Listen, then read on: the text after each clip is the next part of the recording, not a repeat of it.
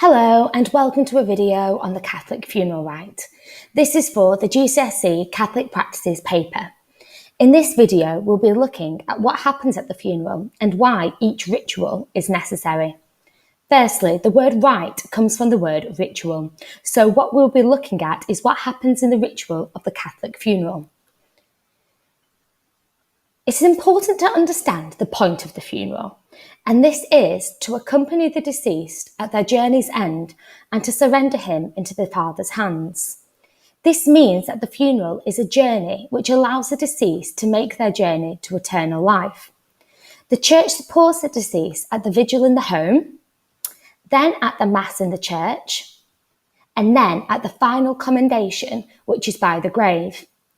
This allows them to be passed from the hands of the Church to the hands of God and to have eternal life in heaven. So, let's have a look at what happens in the funeral rite in more detail. Firstly, we have the vigil. The deceased is laid out in the coffin. This is usually at home or in the church the night before the funeral. Family and friends visit their loved one, and prayer and Bible readings are read.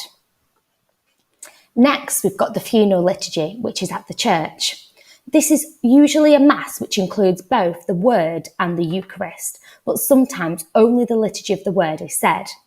Bible readings will focus on the mystery of death. It remembers the deceased and expresses grief, and it is an act of hope in God and the resurrection. Finally, the commendation or committal. This is the final act of the community caring for the deceased. It takes place next to the grave, and the grave is blessed and a Bible reading is said.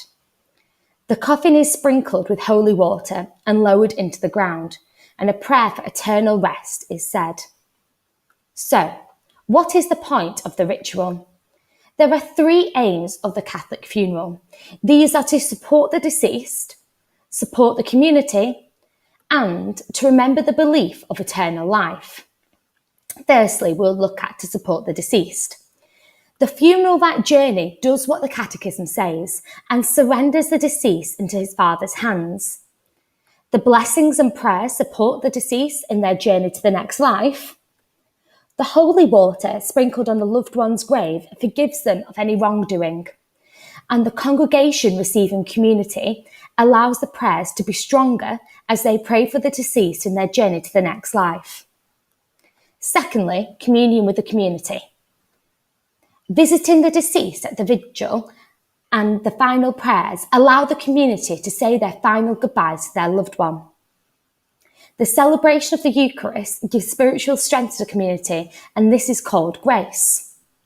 Finally, reminder of eternal life. The readings and prayers of eternal life remind people of Jesus' sacrifice and the Paschal mystery that death is not the end. Hearing the Nicene Creed during the Mass allows Catholics to remember their faith, and it refocuses people on their own life and priorities. And finally, communion is a reminder of Jesus' Last Supper, where he sacrificed himself in order that we may have eternal life. As you can see, having communion is very important in the Catholic Mass, as it meets all three of the aims to support the deceased, support the community, and allows the congregation to remember eternal life. This is because Christ is present through the Eucharist, and therefore it is considered the highest form of prayer.